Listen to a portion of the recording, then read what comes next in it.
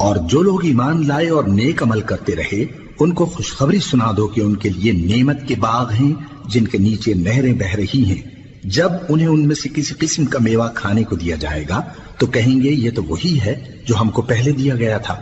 اور ان کو ایک دوسرے کے ہم شکل میوے دیے جائیں گے، اور وہاں ان کے لیے پاک بیویاں ہوں گی اور وہ بہشتوں میں ہمیشہ رہیں گے۔ اللہ اس بات سے آر نہیں کرتا کہ مچھر یا اس سے بڑھ کر کسی چیز مثلا مکھی مکڑی وغیرہ کی مثال بیان فرمائے۔ اب جو مومن ہیں وہ یقین کرتے ہیں کہ وہ ان کے پروردگار کی طرف سے سچ ہے، اور جو کافر ہیں وہ کہتے ہیں کہ اس مثال سے اللہ کی مراد ہی کیا ہے۔